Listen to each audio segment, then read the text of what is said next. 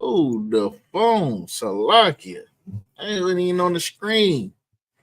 My, my bad, y'all. All right, give me 1 sec. Could y'all hear me the whole time? Well, I just like a one of them faceless YouTube channels. Give me 1 second. Let me try to find something real quick. I saw this video today. Let me see if I can pull it up.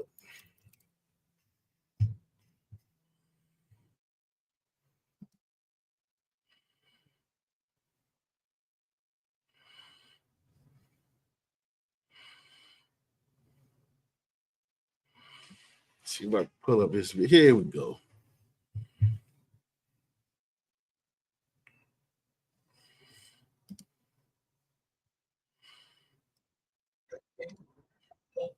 All right, hold on. I'm gonna show this video to the class. Give me 1 second.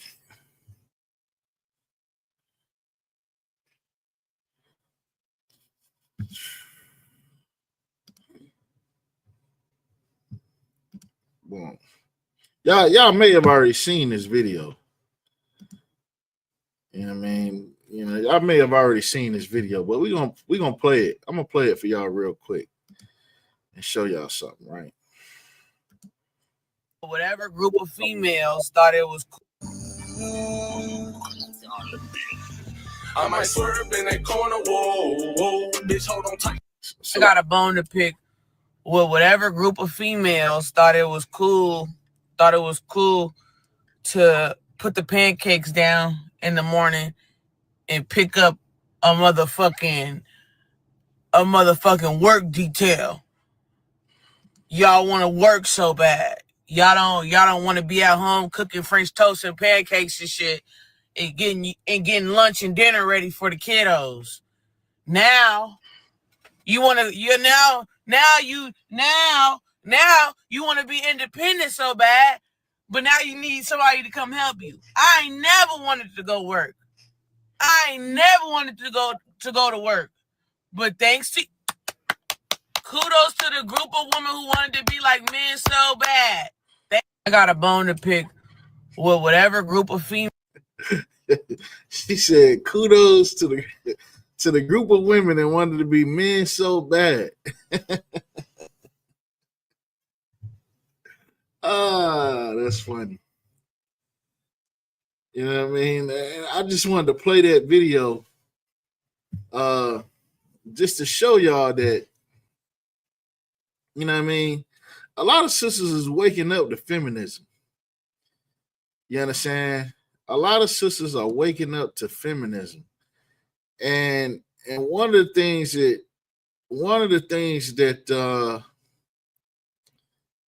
that sisters, I mean, one, they starting to waking up to see that feminism ain't what's happening. First of all, it ain't what's happening, but we're gonna take it a little deeper, right? Feminism was pushing the black community not to uplift the black woman, but feminism was pushed in the black community to destroy the black man. You understand? That's the whole concept of everything, right? Because if you think about it like this, right? Like you know, you hear the term white power, right? You know, you hear the term white power, right? So in white society, who makes up the majority of the white power structure? The white man. The white man makes up the majority of the white power structure, right?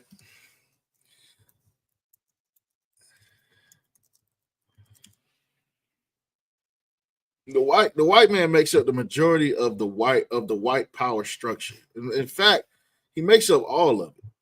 You understand? Do you hear the term about the founding fathers of America? You don't hear nothing about the founding mothers of America. You understand? You hear about, and then to take it even further, when you read anything in history, even when you read our history in the Bible, right? All of our history is built off of men. You understand? It's built off of men, meaning that the strength of a man is the strength of a nation. You understand? Because if you look at it like this, right? The 12 tribes came out of who? They came out of Israel, out of Jacob. You understand? You know what I mean? That's who the 12 tribes came from. We named the 12 tribes of Israel, not the 4 tribes of whatever Jacob's wives' name. You understand? We would name the 12 tribes of Israel. And each one of the tribes was named after the 12 sons of Israel. You understand? And in fact, I want to show you something, right? Give me 1 second here.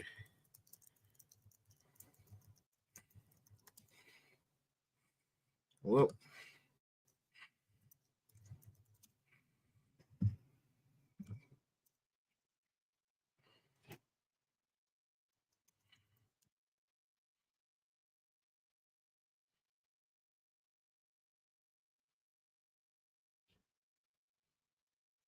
all right, so this is in the book of Ezekiel, chapter 34, verses 31.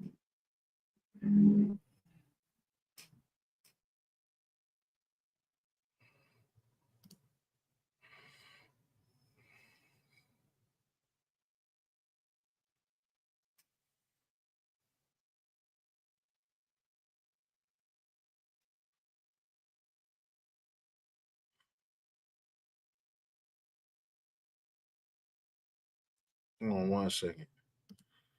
Let me see something real quick.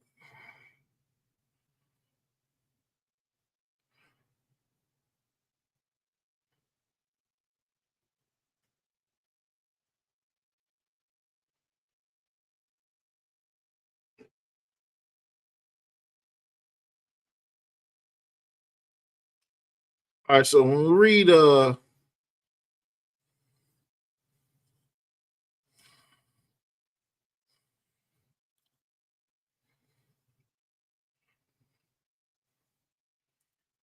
I'm gonna read verse 30, right? Ezekiel chapter 34. I'm gonna start at verse 30. It says, thus shall they know that I, the Lord, their God, am with them, and that they, even the house of Israel, are my people, saith the Lord God. And ye, my flock of my pasture, are men, and I am your God, saith the Lord. So here's the thing, right? The Lord, his pasture, his flock are men. The men of Israel are the Lord's flock. Now, not saying that he don't love the daughters of Israel. You understand? It's not saying that he don't love black women. That is not what this scripture means. But with this scripture, with all throughout the Bible, what you're going to understand is there is a rank and order and a structure through the very foundation of the Bible. Since the book of Genesis, there has always been a structure and an order to everything in the Bible. The Lord, in the book of Genesis, the Lord dealt with Adam. He dealt directly with Adam. You understand? And then Adam, his responsibility was to deal directly with Eve. You understand? And so what Eve's responsibility to do was to trust Adam the same way Adam trusts the Lord. You understand? And see, here's the thing. There's more of a burden laid on men because of that. As a man, we have to, as a woman, you get to believe on something that you can see every single day. You can reach out and touch every single day. You can reach out and touch your husband every single day. You understand? You can hold him, you can hug him, you can kiss him, you can cook for him, you make love to him. You understand? Your Lord is right there in your face every single day. You understand? And he is going to do everything he can to provide for you, to lead you, to guide you, protect you. You understand? He's right there in your face, flesh and blood. But the men, we put our faith in something that we cannot see. You understand? We put our faith in something that we cannot reach out and touch. You understand? And that is the heavy burden that we bear. You understand? And so, but the Lord says that the flock of my pasture are men. You understand? So, what does that tell you? That tells you that everything begins and ends with the man, with the black man. You understand? When in the children of in Egypt, right? In Egypt, right? Hold on, let me see. Bubbly.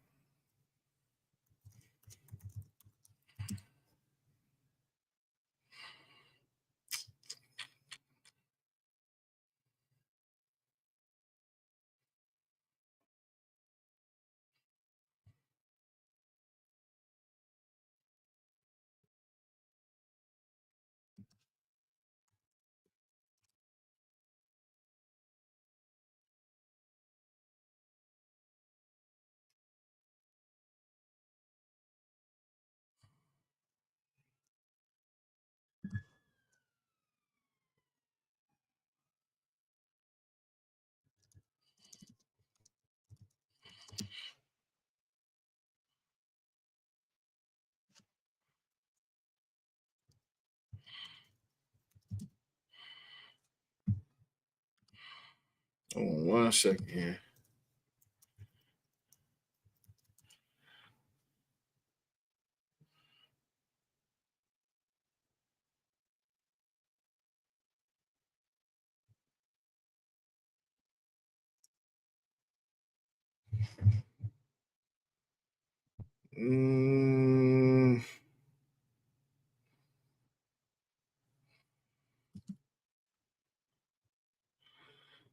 Let me see. Let me find in the Exodus.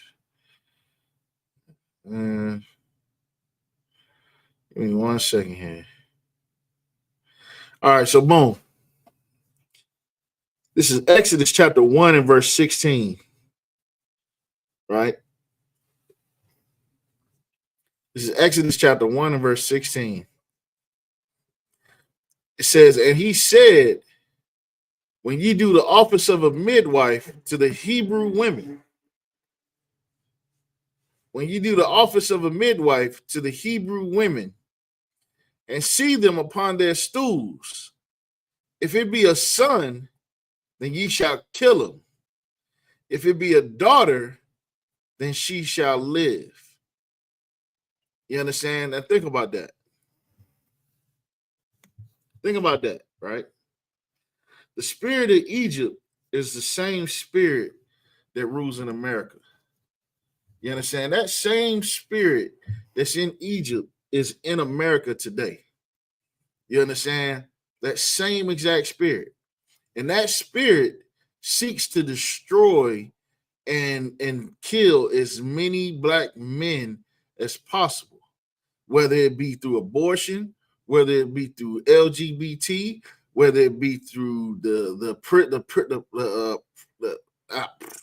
school to prison pipeline, whether it be through drug addiction, whether it be through black on black violence, you know what I mean?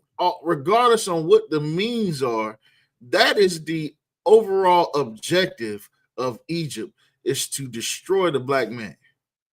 You understand? Because one thing our oppressor knows is that the man is what defines the nation. That is the backbone of that nation. That is the ruling class of that nation. That's who runs the nation. That's who makes up the nation. That's who makes up the army of that nation.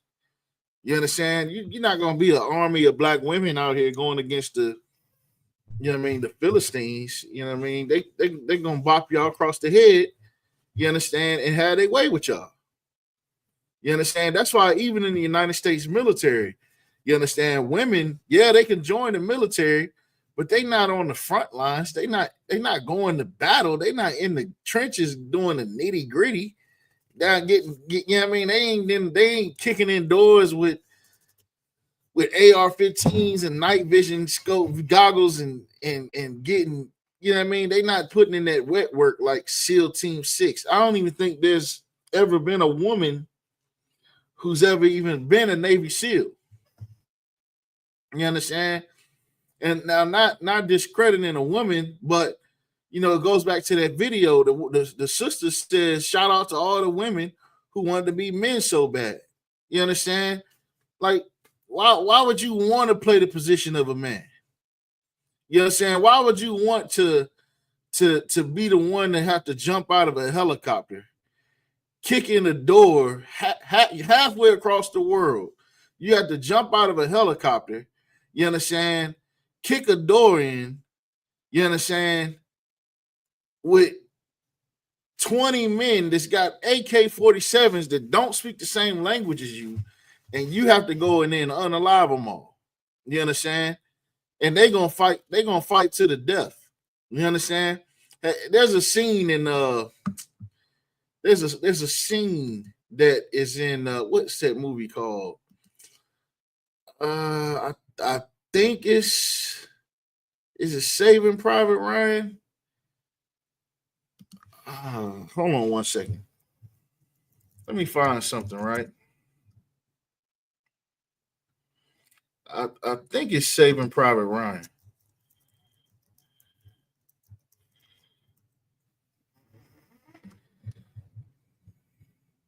Yeah. Saving Private Ryan. This scene right here.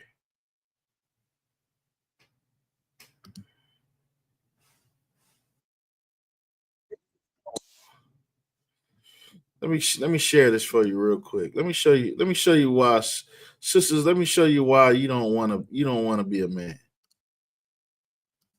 You don't want to be a man.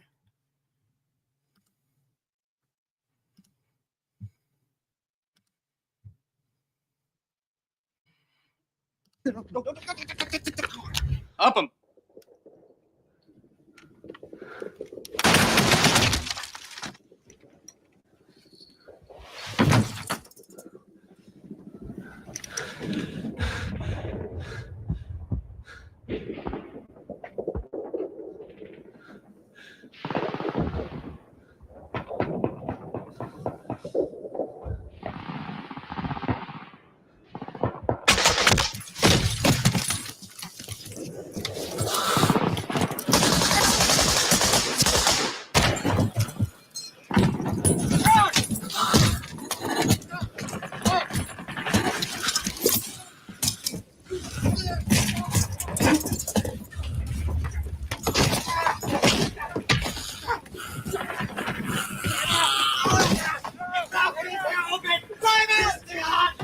Now imagine this.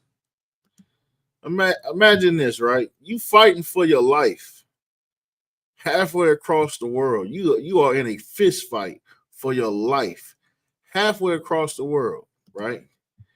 And the man that you done deployed with, let me go back to it. The man that you done deployed with, you understand, who has basically been your brother for the past 2-3 years, is laying on the ground bleeding out of his neck, right? You know that he is gonna die. You know he's gonna die, right?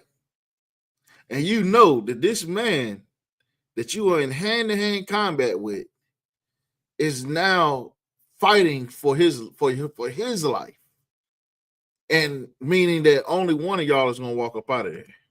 Only one of y'all.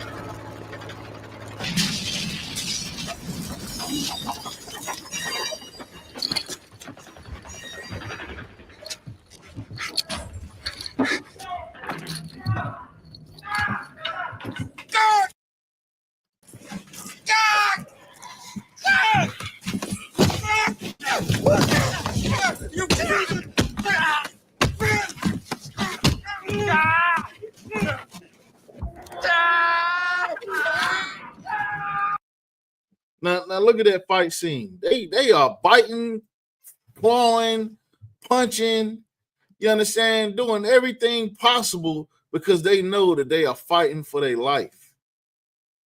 You understand? They know that they fighting for their life. They're not fighting. This ain't no MMA. This ain't no boxing match. This ain't a controlled environment. You understand?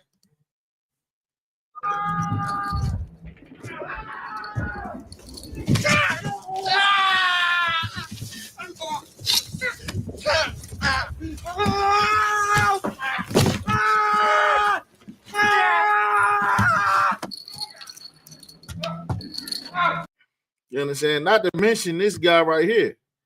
You know what I mean? This guy right here is a coward. Not to mention this guy walking up the steps right now. You thinking he about to go save his partner. You understand?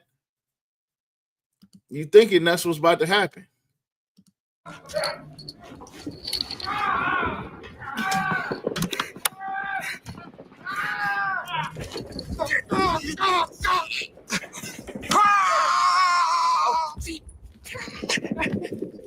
Auf! Du hast keine Chance. Lass es uns beenden. What's up? Listen to me! Stop!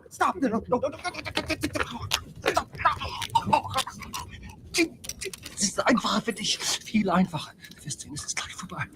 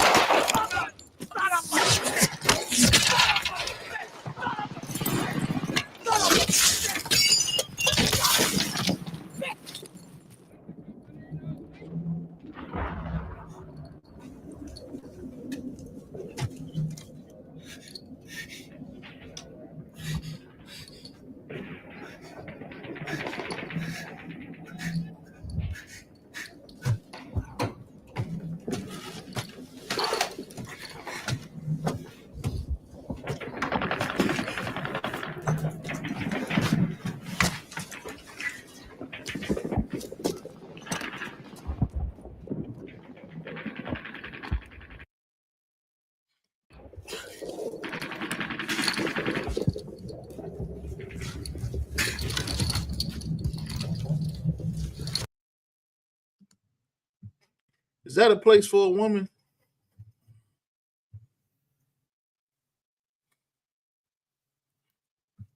Is that a place for a woman to be? Now, those are two men fighting to the death. You understand? How do you think it's going to play out if that's a man and a woman fighting to the death?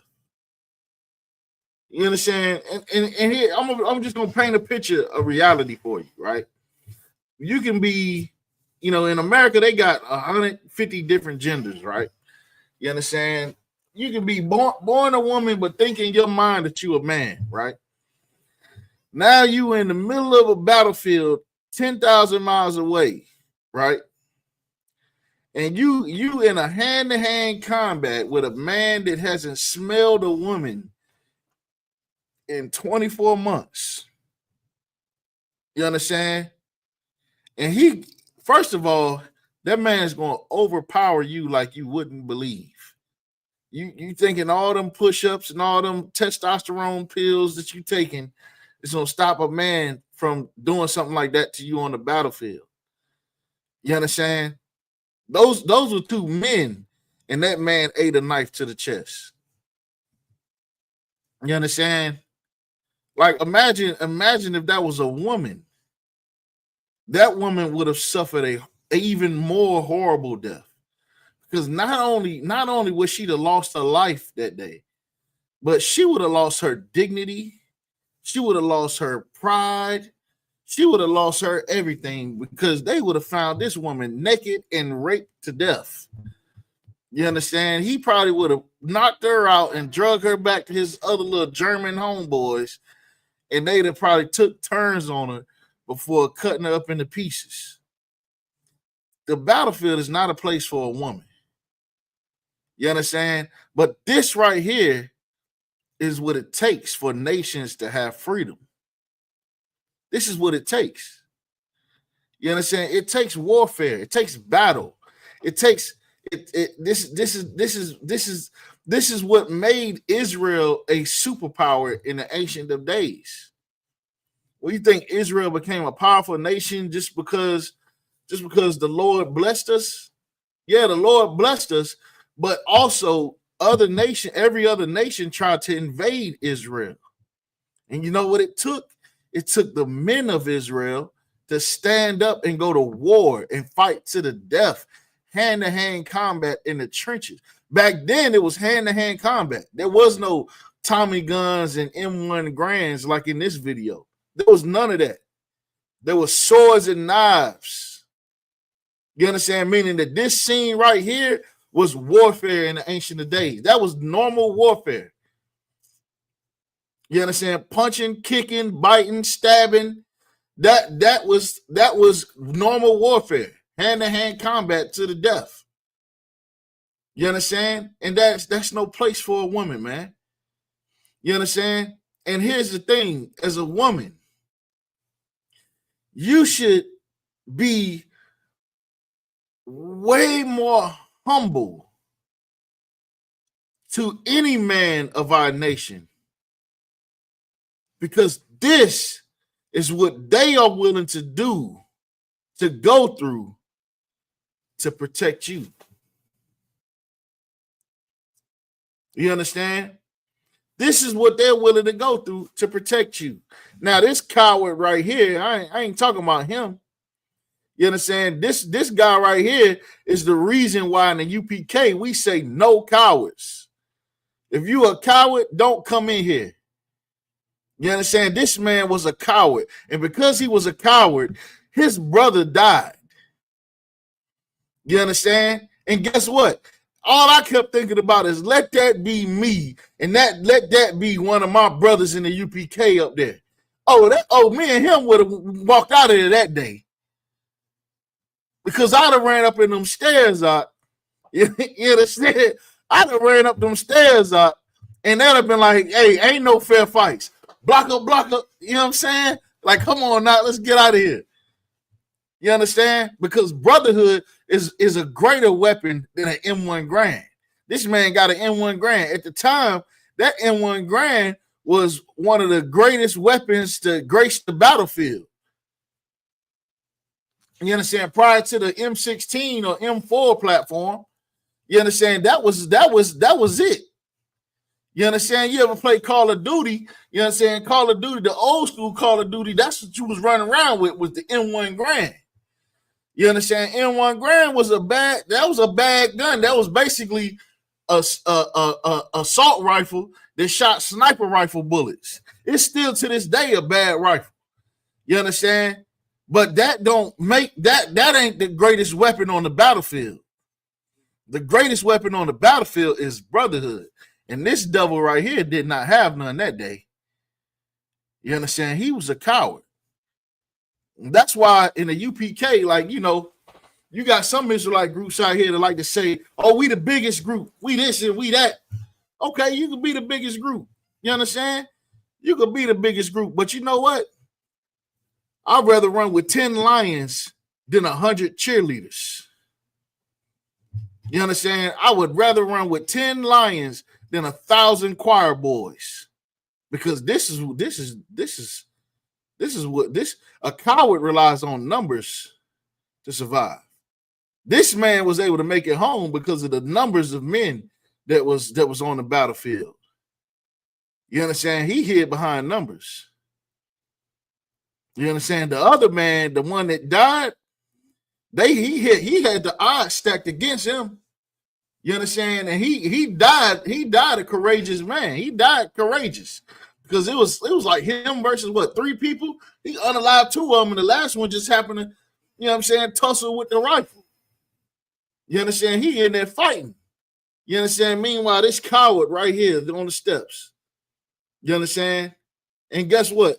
Not saying that, you understand, not saying that this is how women would react, because I know women that got more heart than this devil. Straight up, especially in Israel. I don't know too many Israelite sisters that'll sit in the next room and listen to their man take a knife to the chest nice and slow. You understand?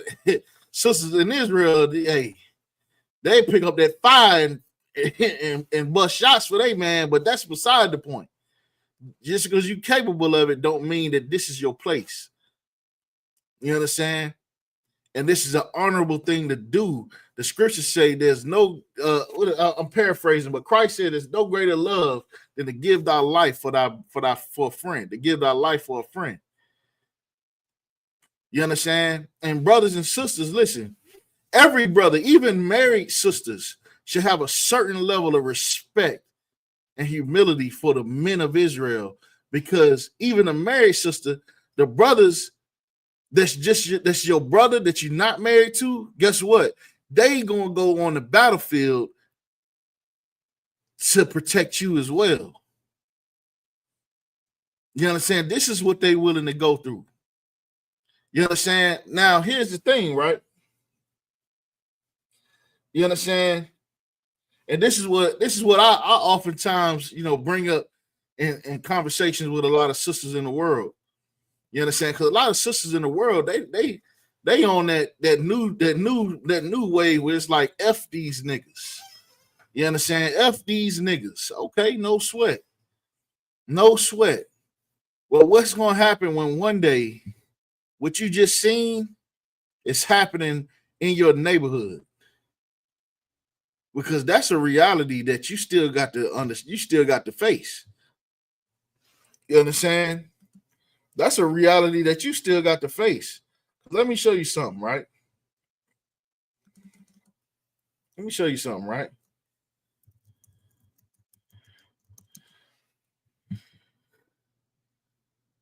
Let me show you something, right? I just typed in coming race war. I'm gonna type in upload date, right? Look at this. I know the government has been real stressful for everybody lately. All the news is pretty much just bad news. Matter of fact, we ain't gonna listen to that.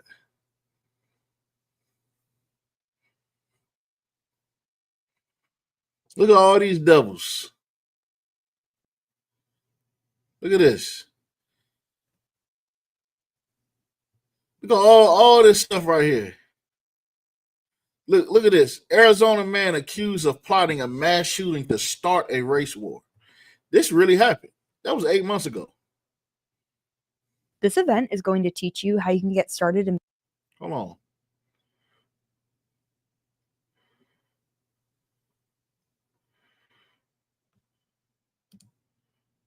Federal court records are revealing how the FBI broke up a plot to stop a mass shooting. Back in October, the FBI says it began its investigation into Mark Prieto after a confidential informant who spoke with him more than a dozen times over 3 years at various gun shows said Prieto called for a mass shooting targeting blacks, Jews, and Muslims before the 2024 presidential election. During a January gun show in Phoenix, Prieto tried recruiting that informant and an undercover FBI agent. According to court records, Prieto wanted to carry the plan out in Georgia because, he says, when he was a kid, that was one of the most conservative states in the country. More specifically, Prieto wanted to carry out the attack at a rap concert because he said there would be, quote, a high concentration of African Americans. During a February meetup at a gun show, Prieto began offering details of the plan, including the number of guns to be used. During this meetup, Prieto sold that undercover agent a gun for $2,000 and said he would also like to use grenades during the attack because it can, quote, cause panic. At another gun show in March in Prescott. Now listen.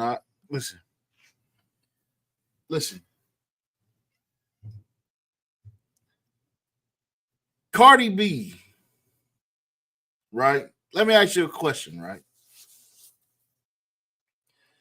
If this man, what's his name, Prieto?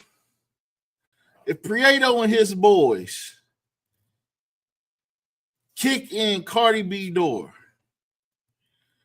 who is going to fight for Cardi B life?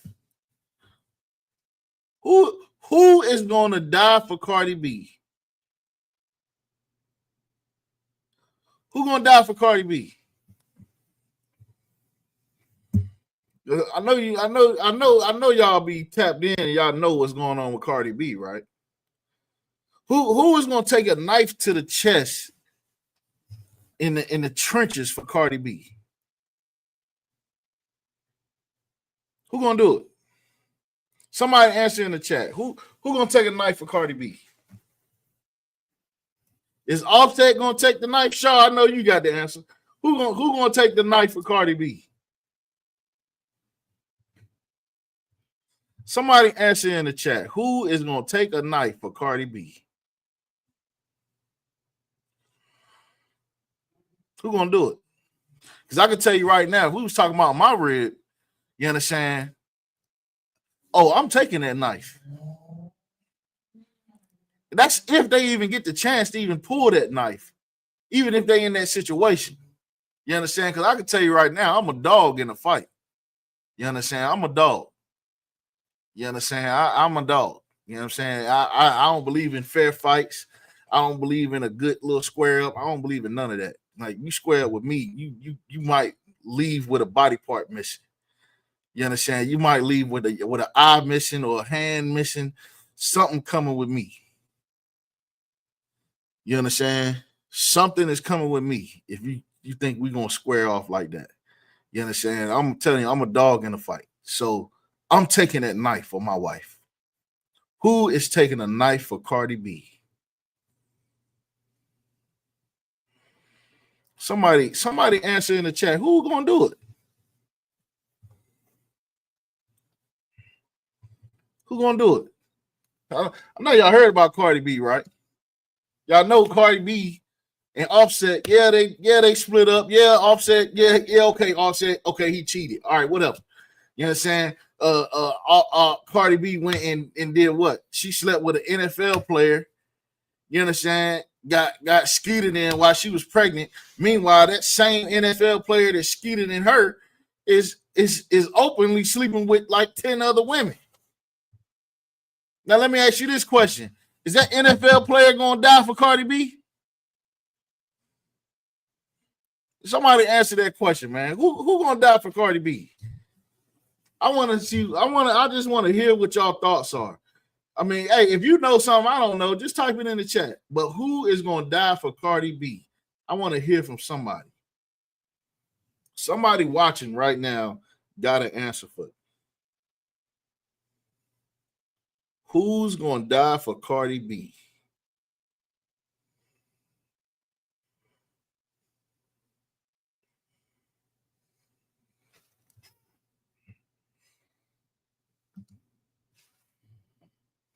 Who's going to do it?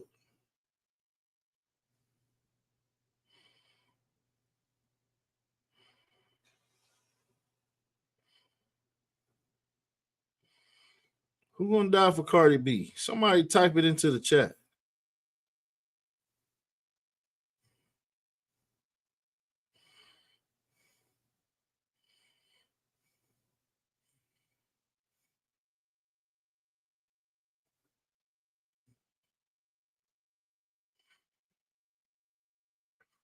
Y'all shout tonight.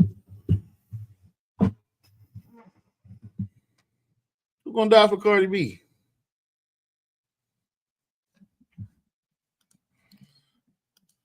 Valley, Prieto provided more specific details. That attack would take place in Atlanta at State Farm Arena on May 14th or 15th. Performing that night was rapper Bad Bunny. During that gun show, Prieto sold an AR-15 rifle.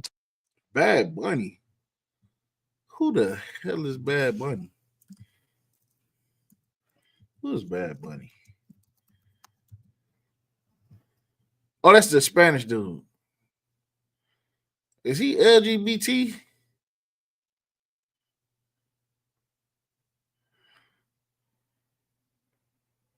I don't know.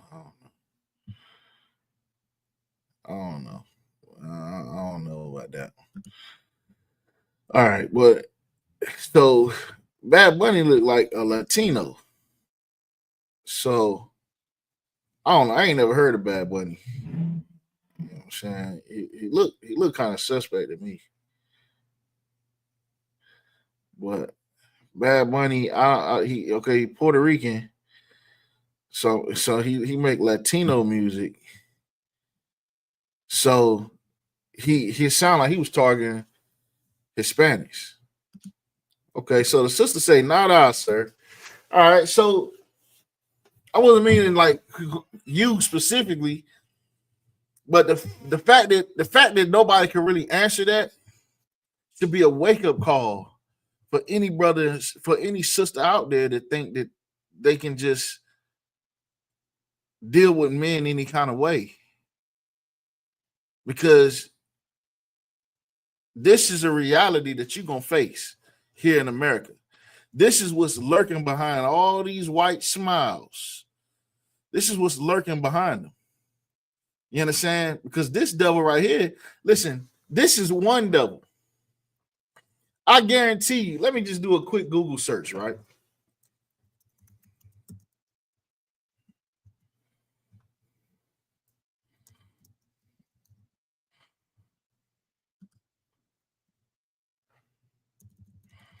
Let's see, how many people were arrested for trying to start a race war?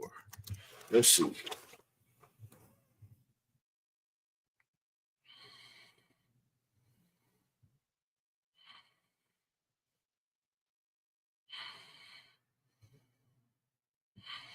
They said they're not going to give me an actual number.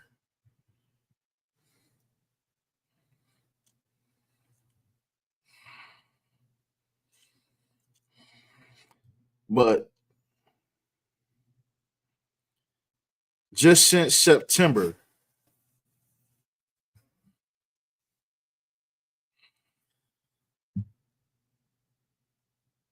just since September,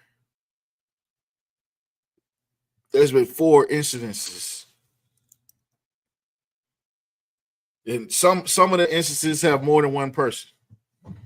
Just since September, there's been 4 people who have been stopped preemptively that were planning on an attack to start a race war.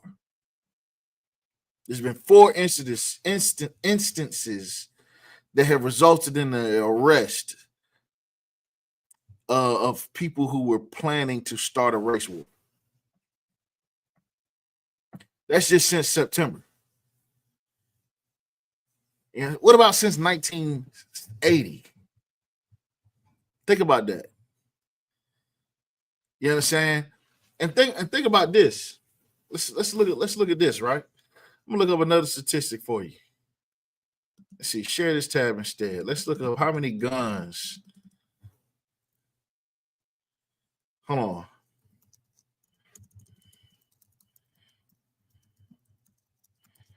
Let me see something. Let me see if this article is still online.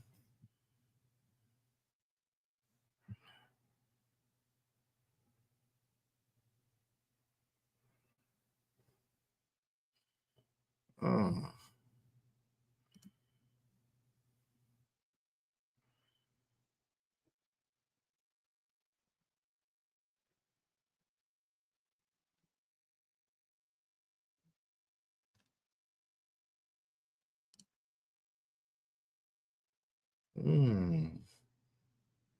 Interesting.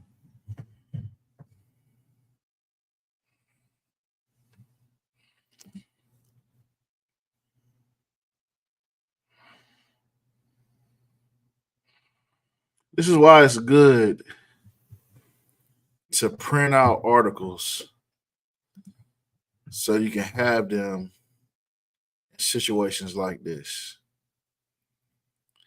I have an article that I have printed out that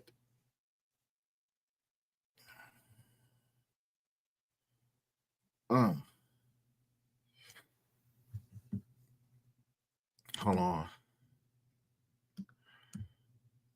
Let me see something real quick. Gun Cells. Race war.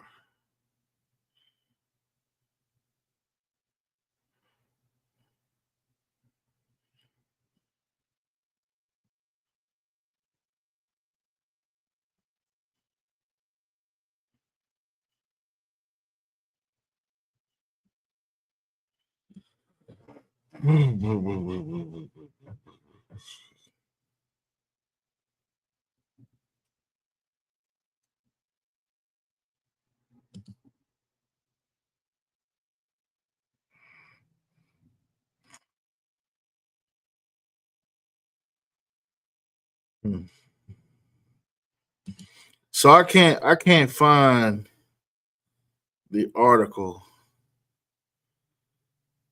but in the article, what it's talking about is hold on, this it right here? No, it's not it. So what the article is talking about is there was a census that was done or a survey that was done. I believe it was right when Donald Trump became president. It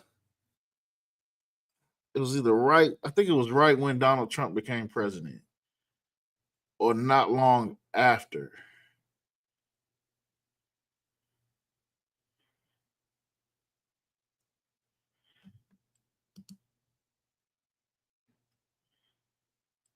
Yeah, I think it was right when Donald Trump became president, and there was a survey that was done amongst people who were buying guns, and they had never done any type of survey like this before, as far as asking people or trying to find out the motivation behind buying guns. You know what I mean? And white people, I think the percentage breakdown, I think white people have bought where I think there was like millions of guns that got purchased. And it was like hundreds of millions of guns got purchased. 80% of them were by white people. 80%. And they were asking, white people, black people, Arab people, but the overwhelming majority of white people that bought guns, like black people were buying guns for like self-defense, white women were buying guns, to protect themselves in the case of the robbery or whatnot, what have you. But white men were buying guns in preparation of the coming race war.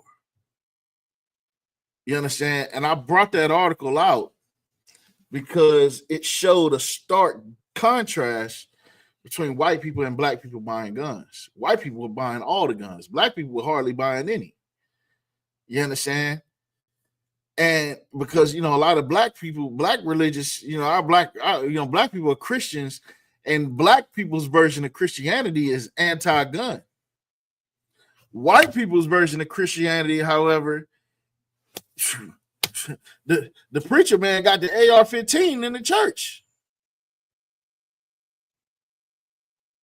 You understand? Look, I'm in South Carolina. I've been to a white church before. I sat down in a white church, and the guy was talking about how he got the AR-15 in the church. I'm like, wow. Like I thought God didn't like guns. Apparently not on the white side. On the white side, y'all all about the guns, the gunplay. But in the black side, it's demonized. You understand? Why is that? I'm going to tell you why. For the same reason that feminism has told the black woman that she don't need a black man. For the same reason. You understand? For the same reason. And let me read something for you, right? Let me read something for you, right? Let me get back to where I was at originally.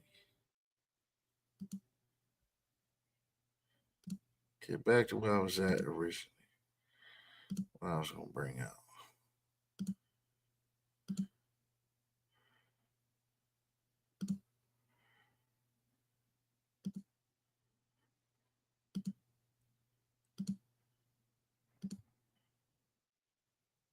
All right, I was gonna bring out is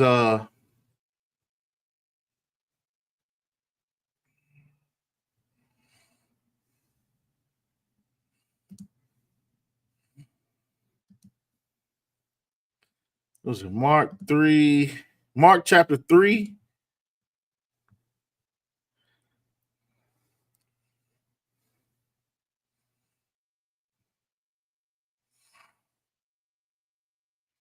We're gonna start at verse 25, right?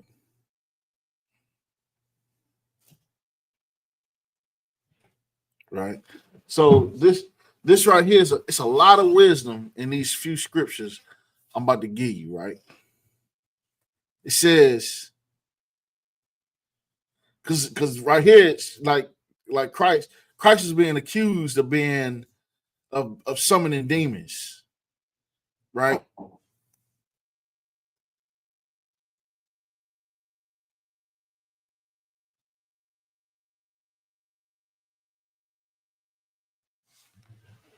Hold on one second.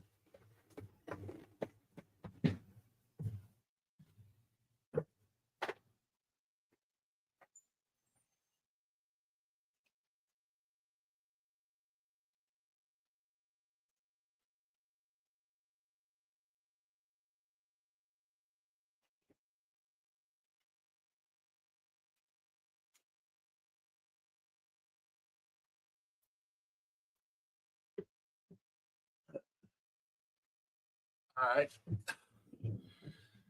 All right, boom, Salaki. All right, so Christ is being accused of summoning demons, right? And so, so what his answer for that was, how can Satan cast out Satan, right? That's where this is where that came from, right? So I'm gonna start at verse 23. It's a lot of wisdom. It's a lot of wisdom in this parable that he dropped. Verse 23 says that he called them unto him and said unto them in parables, how can Satan cast out Satan? Right? And so, because they saying he's summoning demons to exorcise demons. So he's like, how can Satan cast out Satan? Right? Then he goes on, and this is where the wisdom comes into play. He said, if a kingdom be divided against itself, that kingdom cannot stand. Now you're gonna read on. It says, and if a house be divided against itself, that house cannot stand. And if Satan rise up against himself and be divided, he cannot stand, but hath an end. So that's heavy, right? So this right here, if you think about it like this, right? Think about a marriage as a house, right? And in turn, when you want to think about house, don't think about like brick and mortar house, right? Think about if you ever seen Game of Thrones, right? If you ever seen Game of Thrones, we're talking about the house of Lannister, the house of the dragon, the house of the house of Stark, right? They're prominent families. It's a family, right? Basically a man and all his descendants make up a house. A man, his wife, all of that makes up a house, right? That's why King David and all of his children make up what's called the house of David, right? So think about it like this. And if a house be divided against itself, that house cannot stand. Okay? Now, think about that, right? If you married, you have a wife, you have a husband, you understand? And y'all two are constantly butting heads. Listen, you butting head. The reason why you're butting heads is because somebody is not playing the right position. Somebody's out of pocket. You understand? And this is what I mean by that, right? Okay. Let me think of I'm trying to think of a sport that takes two people.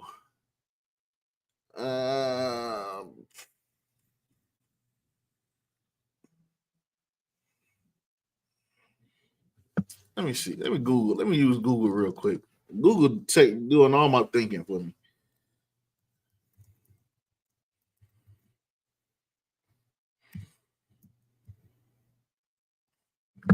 See, sports with two players on the team. I bet you it's something I know. I don't know none of these. Badminton. I don't know. I guess tennis. I don't know. All right, so we're gonna say like this, right? Okay. I know basketball, right? I know NBA 2K, right? So NBA 2K, when you're playing 2-on-2 basketball, you typically have a big man and you have a guard, right? I know it's probably gonna go over a lot of sisters' heads, but just bear with me, right? Big man meaning a center, someone who dominates the paint. He plays defense in the paint, keeps people from getting close to the bucket, and he gets the rebounds, right? That's the big man, right? And then you have the guard. The guard is the scorer, typically the person who scores the buckets and facilitates the ball, right? He facilitates. He passes it to you when you open. He basically he's the architect when it comes to the offense. And the big man is pretty much the architect when it comes to the defense, right? But so if the big man doesn't want to play his position, meaning he don't want to set screens, he want to get the ball. He want to dribble with the ball. But here's the thing, big man, if you ever play 2K, they can't dribble like a guard dribble. They can't pass like a guard pass. They can't shoot like a guard shoot. They can't do it. Now, you might have somebody who's skilled enough on a stick, like I am, you know what I'm saying? Like I can do it all, you know what I'm saying? I'm unstoppable in the paint, but that's me though. But even still, if I had a guard, I could be way more effective if that's what I want to do, right? So if I'm a big man and I'm trying to play as a guard, now the guard is left to try to get the boards because the big man out here dribbling the ball, trying to shoot threes. Nobody's getting a rebound now. So now what's going to happen is they're going to realize, oh, the big man want to play guard. Well, we're going to switch and let the guard the big man on the perimeter. Now the guard is down in the paint trying to get rebounds over someone. He's 6 feet tall, trying to get rebounds over someone who's 7'3". So what's going to happen is the big man going to lose the ball, or he going to shoot the ball and miss, and then they're not going to get the rebound because the big man not in the paint to get the board. They out of pocket. They out of position. You see what I'm saying? And so now you got the guard trying to play guard. The big man like, nah, man, let me run the guard. And the guard like, look, you can't run the guard. Now they arguing, they beefing, and next thing you know, they not going to have no chemistry, and they're going to lose the game every time because they're not playing their position.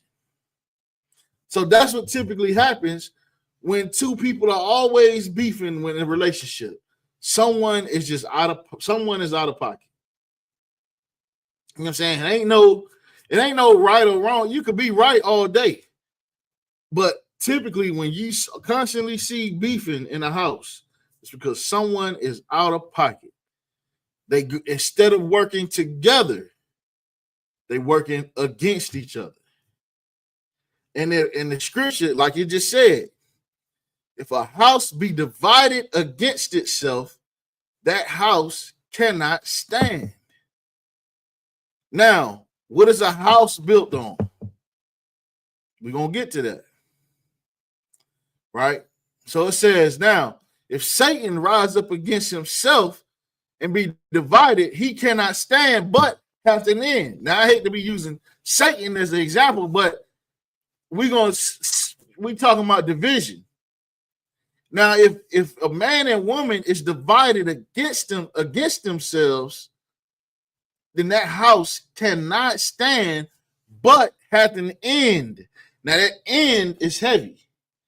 It don't always mean breaking up. That end can mean someone doing something stupid that could cause one or the other to be unalive. It can be something that stupid. It can be something as stupid as taking your spouse's keys and hiding them under the couch because you upset and you want to be spiteful. He get locked out and he's trying to climb through the window, and the police see him climbing through the window and see that he has a gun on his hip, and they just open fire because it's a black man breaking in the house. You see what I'm saying? All because of just something stupid. You understand? So a house divided against itself cannot stand. You understand? If you're not on the same page, if you're not together, if you're not working as a team, then what's going to happen is you're going to half-ass certain things and put the other one at risk. You're not even going to care about the security of your house. You're not going to care about the security of the other person, because the only thing that's going to matter is what is in your perspective, what your vision is, what your perspective, instead of the house's vision, the house's perspective. What's best for the house? Instead of thinking what's best for me, what's best for the house? You understand? And so here's the thing, right? This is what a house is built on. This is what makes up a house. It says no man can enter into a strong man's house. It don't say a strong woman's house. It say a strong man's house, and spoil his goods, except he will first bind the strong man, and then he will spoil his house.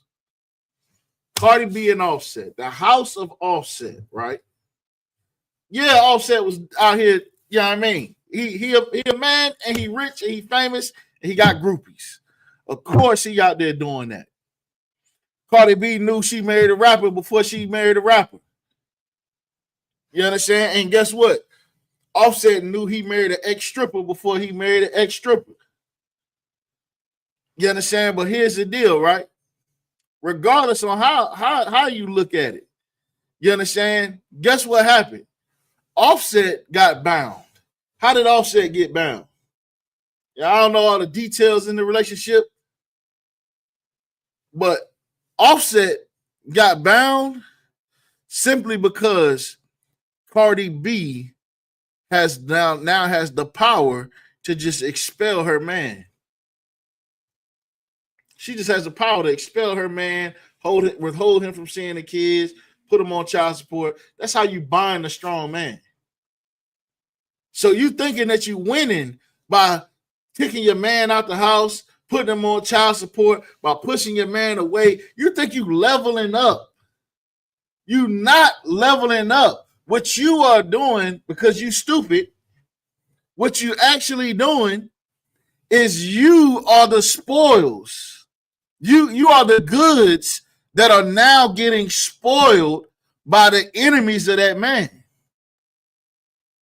That's what you are. Okay, if you was money, right? And the money is mad at the owner because the owner don't do nothing but keep them locked away in the bank account. You understand? You are money that would be happy if that money was stolen and then taken by some scammer and then thrown in the strip club because of moneyism. You understand? You believe in moneyism. You believe money should be able to do whatever money want to do. You understand? Instead of being tucked away safely in a bank account. You understand? And multiplied greatly. Cardi B, listen, man. Cardi B value was through the roof when she stuck with Offset. You understand? She had extremely high value because she's married. She's still in the realm. She was in the realm of Beyonce. Beyonce married, you know what I'm saying, to Jay-Z. Now, she Jay-Z did what he did. You know what I'm saying? She stuck with him. Well, guess what? Cardi B was right around that same level of respect. Cardi B was actually getting respected by people for holding down a marriage.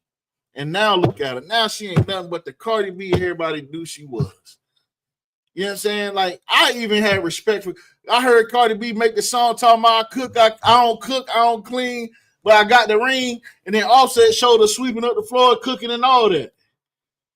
You understand? I actually have respect for Cardi. I'm like, yeah, you don't live what you live in your rap, but you know what? You actually holding it down. Now what? Let random cat skeet up in her while she pregnant. Don't care nothing about the baby. Like, imagine if that brother had an STD.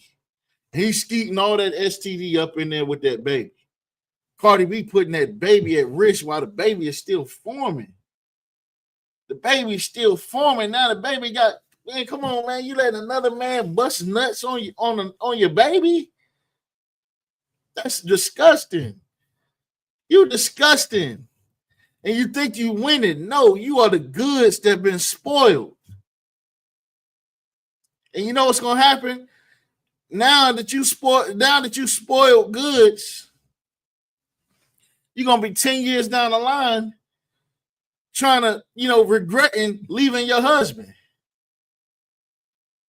Because the only thing you're gonna do is you're gonna add more folly unto folly. You understand? You're gonna add more folly unto folly. Now you ain't gonna do nothing but multiply baby daddies. You understand? You ain't part of nobody's house now. You understand? You spoiled. You understand? You like when you stand by your man, you like that milk in a milk carton. But when you decide to expel your man, like your man is the carton, you are the milk inside the carton. And when you decide you don't need that man no more, then that's like dropping the carton on the ground and the milk spilling all over the place. So now you just spilled milk. Yeah, you can soak in whatever you want to soak in. You can mold however you want to mold. You can, whatever. If a dog want to come lick on you, his dog can come lick on you. The cat want to lick up the milk, whoever.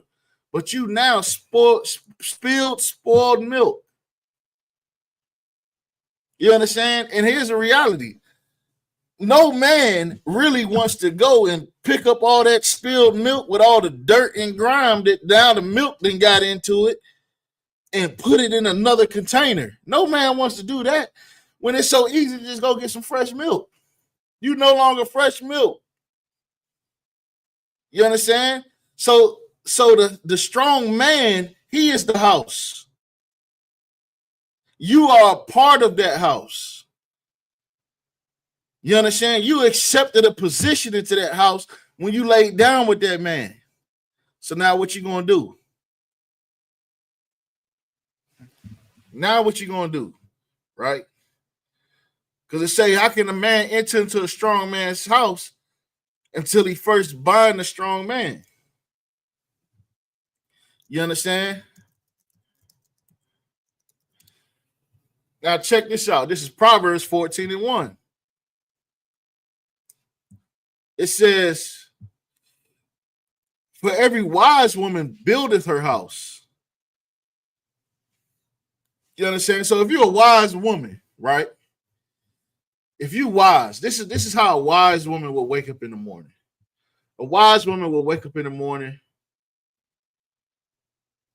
and she, first of all, she would not think.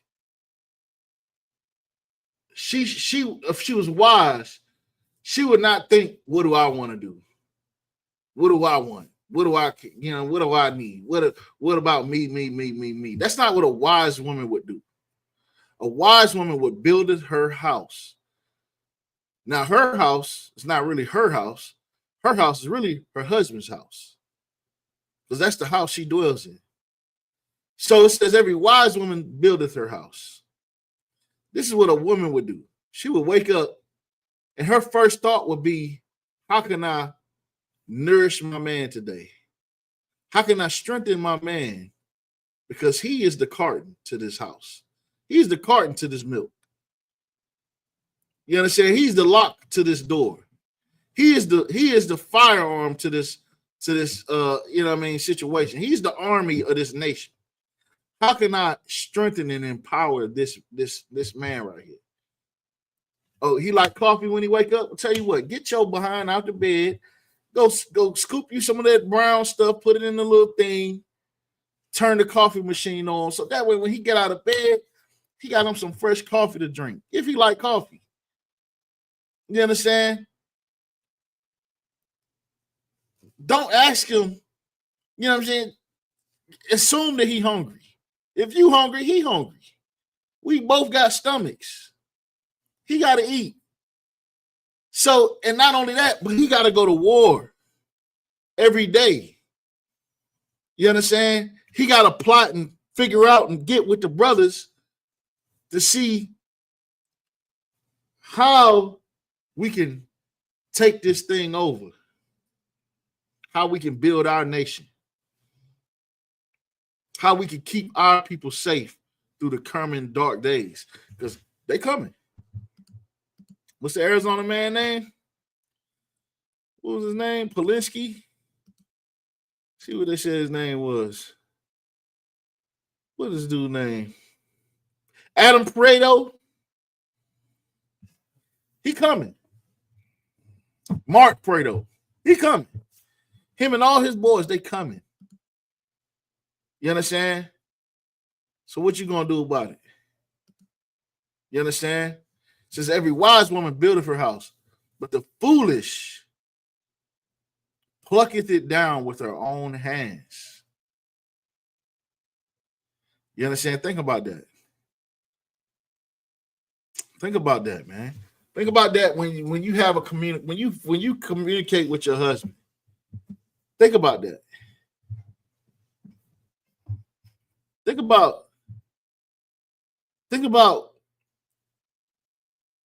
about the conversations you have with them. You understand? And then ask yourself this question. Would you want your child to talk to you like that?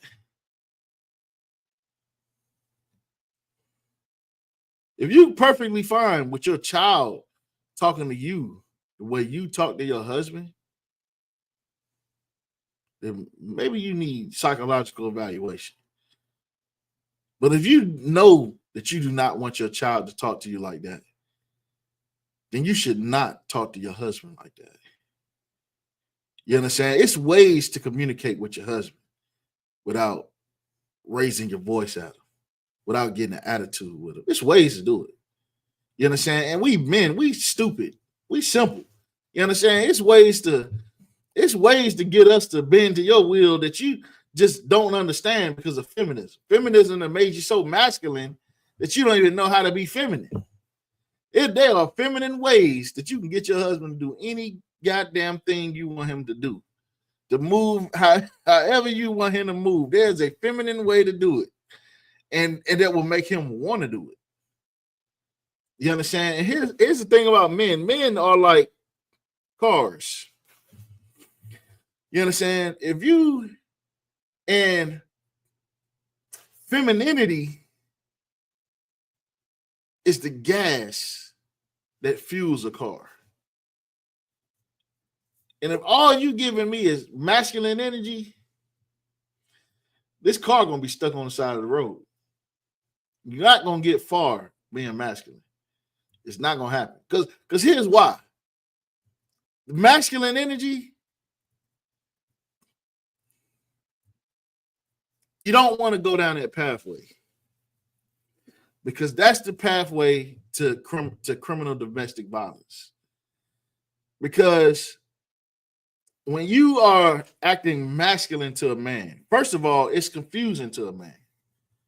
Because you're a woman. But yet, you're coming to me in an aggressive masculine way. So I'm confused. Because if you was a man and you're coming to me in an aggressive masculine way, then I'm going to react in an aggressive masculine way. And if it escalates further, then it's going to turn into violence. And we both perfectly fine with that because we built for war. We men. You know what I'm saying? We can knock each other upside the head and drink a beer with each other afterwards. You know what I'm saying?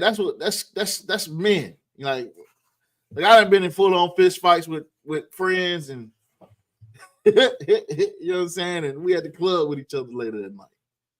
You understand? That's men. That's the world of men. When you react in a masculine way, you are entering into the realm of men. But we confused because you're not supposed to be there. You're not supposed to inspire violence from me.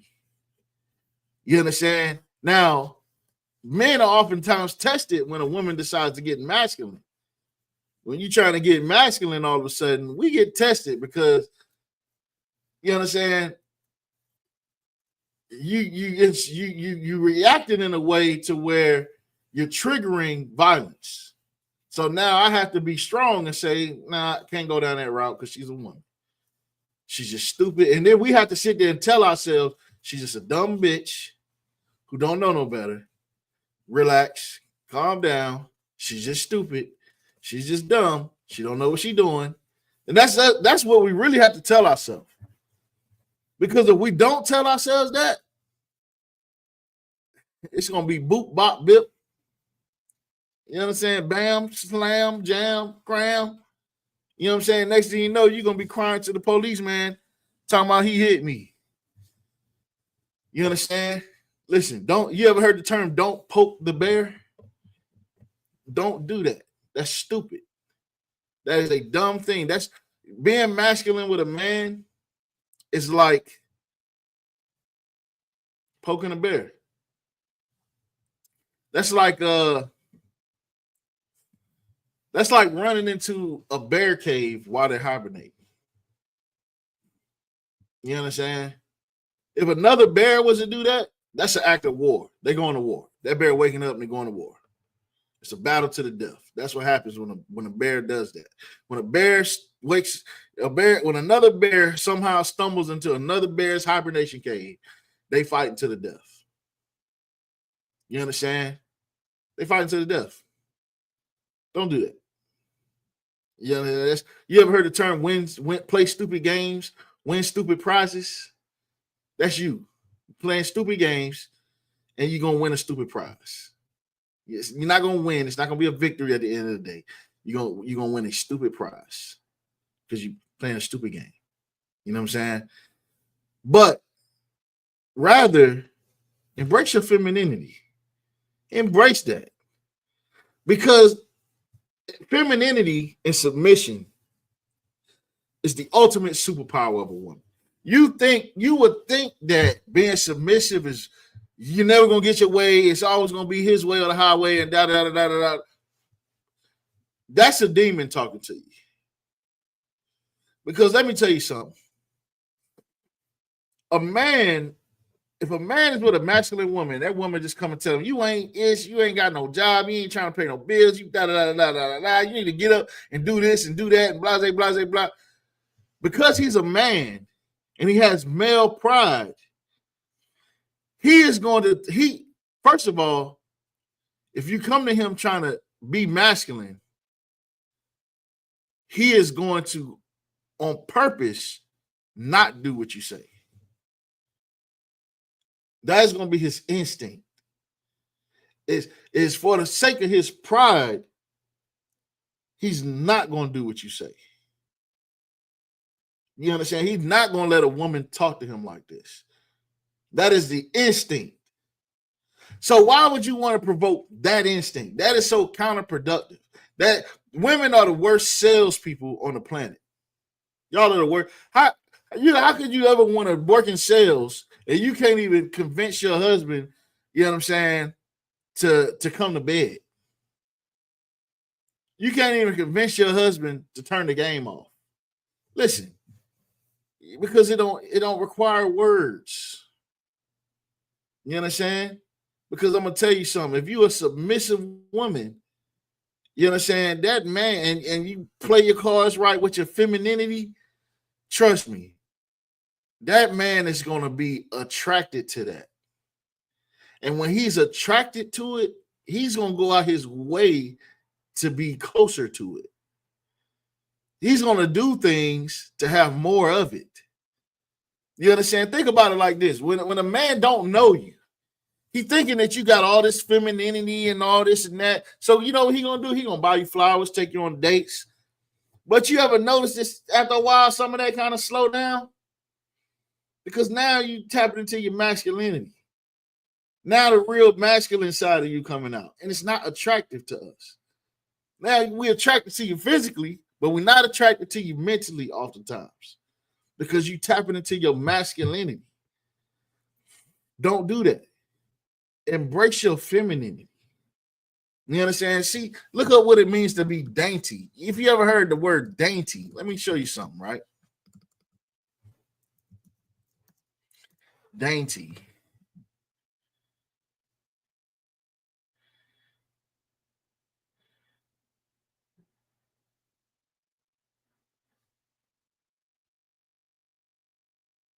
Dainty means delicately small and pretty. Delicately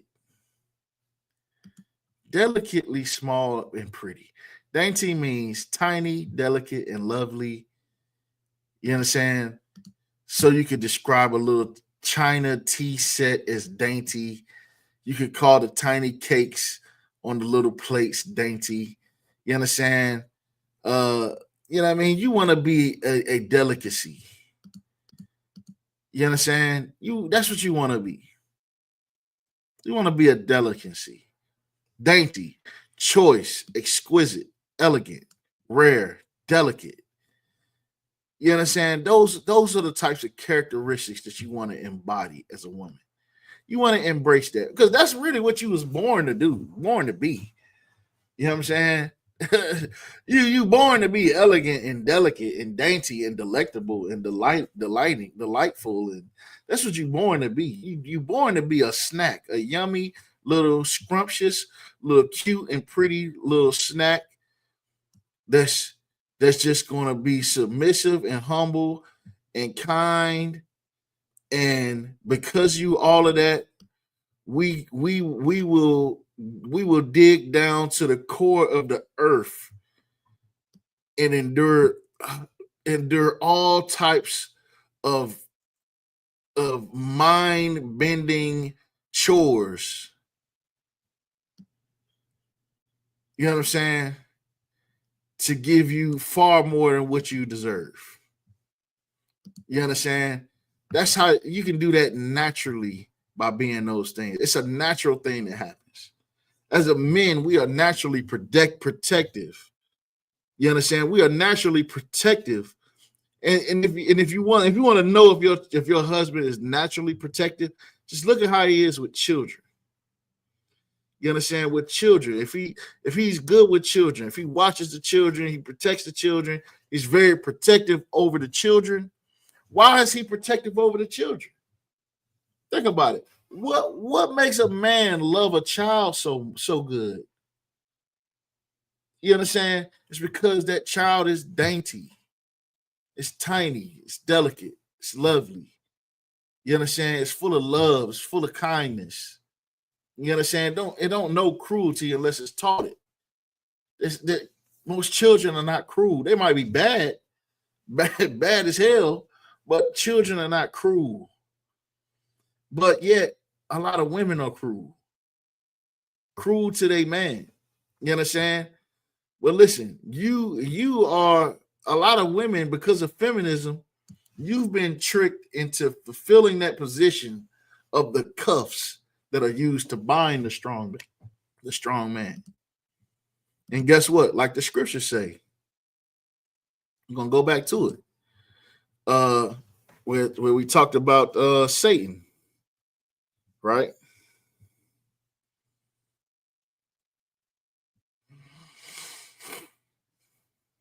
See, and if a house be divided against itself, that house cannot stand.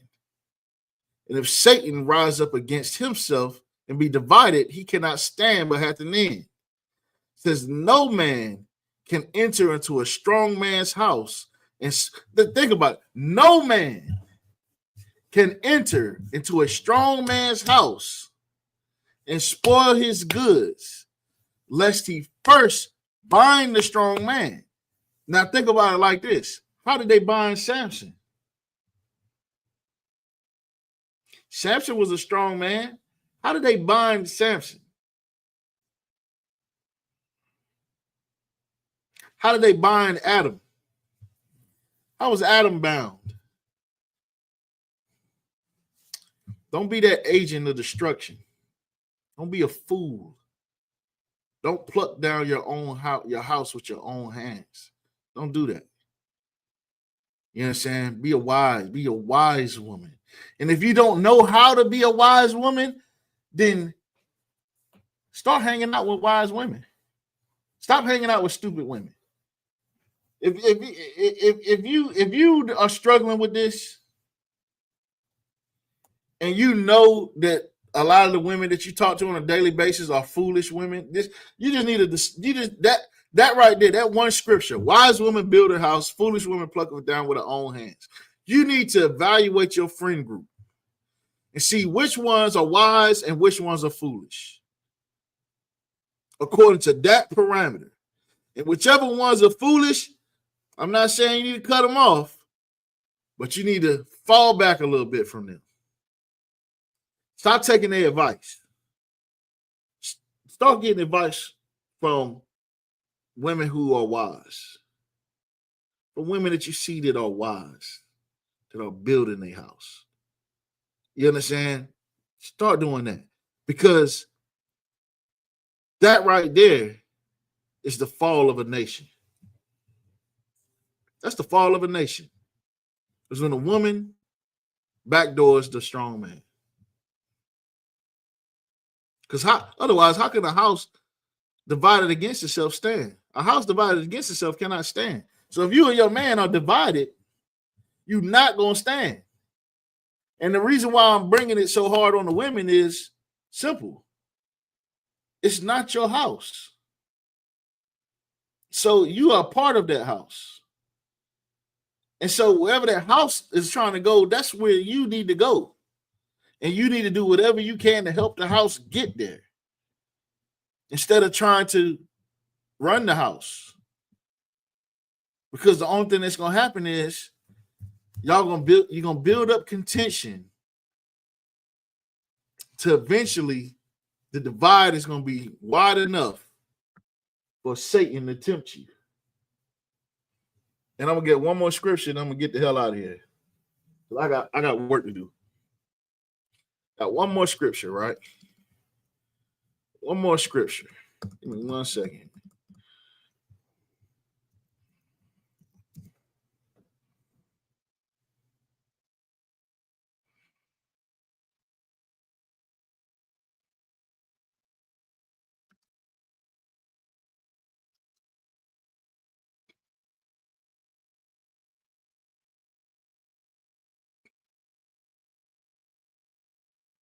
So we're going to go to 1 Corinthians chapter 7, verse 1. Now concerning the things whereof ye wrote unto me, it is good for a man not to touch a woman. So just in case you thinking we need you, we don't need you. It's better for a man to not have a woman. It's better. It's better to not have you. You understand? Just to make it clear. It's better to not even deal with a woman. It's better to stay focused on a mission. That is what it's better. It's better for everybody if we did that. Nevertheless, to avoid fornication, which is unlawful sex, let every man have his own wife, and let every woman have her own husband. Sometimes you got that itch. And if you got that itch, you might as well scratch it the right way instead of doing something that's going to jeopardize the whole kingdom. You understand? Like Cardi B. Cardi B just destroying the whole kingdom of Israel by getting her cheeks clapped all across the internet. You know what I'm saying? Nevertheless, to avoid fornication, let every man have his own wife, and let every woman have her own husband. Let the husband render unto the wife due benevolence, and likewise also the wife unto the husband. Meaning that, listen, when she need her cheeks clapped, clap them cheeks. And when he need to clap them cheeks, give him the cheeks. You understand? And guess what? If you got a problem with that, don't be mad when he start clapping a nicer, younger model's cheeks. You understand? Because you ain't giving up the cheeks. Brothers need the cheeks. And guess what? Brothers, sisters need the meat. Give her the meat. Sisters, give him the cheeks. It says the wife have not power of her own body, but the husband. So it's basically saying the husband, your body belongs to your husband. It ain't yours no more. It's not yours. Them his titties, them his cheeks. That's his box. That's his thighs, his legs, his toes, his nails. You know what I'm saying? That's all his. You know what I mean? Mouth, throat, wherever you into, that's all belong to him. And likewise, also the husband not have power of his own body, but the wife. Guess what? All that, you know what I'm saying, what you got, that belong to her. Give it to her. Now, the fraud, now does it say with exception of when you angry? Does it say with exception of when y'all arguing? No. Let me tell you something. Even if you arguing constantly with your husband or your wife, even if y'all argue every single day, if y'all have sex every day, no matter whether you arguing or not, your relationship is eventually gonna work itself out. Everything is that all the problems y'all having is eventually gonna be figured out. And y'all gonna be perfectly cool and connected. You understand? Don't compromise your cheek activities. You understand? Matter of fact, you should keep that separate from arguments. That should have no impact on cheek activities. You know what I'm saying? Beefing and cheeking should be two different things. Beef on your own time, cheek on another. Don't let beef time interrupt with cheek time. You understand? That's how you keep your marriage strong and healthy. You know what I'm saying? Even when you beefing, clap them cheeks. Even when you just cussed her out, you know what I'm saying? You know, you basically, you know, and then she done called General Muhammad, and General Muhammad told her she's stupid. Go clap them cheeks. Go clap them good too. You know what I'm saying? And guess what? Still be mad at her afterwards. But you know what? It do something to the mind of both of y'all when you still clapping cheeks, even when you mad. That eventually it's all gonna boil down to you both thinking that it's not that serious. So keep clapping. Give your marriage a round of applause. You understand? That's how you last forever. That's how you keep your house strong. Give your house a round of applause. You understand? Give it a round of applause. You know what I'm saying? What's that song called? I can't even think of it, but it's like big clap. Something, I don't know. Give your house a round of applause. Don't let your beefing interfere with your cheeking. All right. Now, verse 5 says, defraud you not one the other, except it be with consent for a time. You know, that might be you know what I mean? Well, we're going to read on. It says that ye may give yourselves to fasting and prayer and come together again, that Satan tempt you not for your inconsistency. You understand? Listen, clap them cheeks. If you married, get to clapping. Matter of fact, if you married and you at home with your man right now, you're home with your rib right now, you understand? Even if y'all beefing, even if y'all mad at each other, y'all can hate each other guts right now.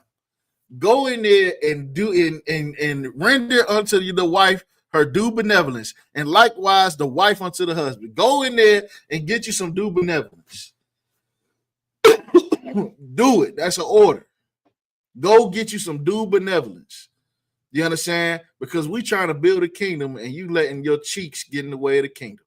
Go in there and get you some due benevolence. Be mad afterwards, but get you some due benevolence. Strengthen your marriage, because that's what sex is, marriage, not your attitude. Your attitude ain't part of the marriage. You understand? That ain't marriage. You know what I'm saying? I don't have to listen to your attitude, but I do have to clap them cheeks. You understand? Assume the position. You understand? However you want to put it, give your marriage a round of applause. You understand? And with that, we are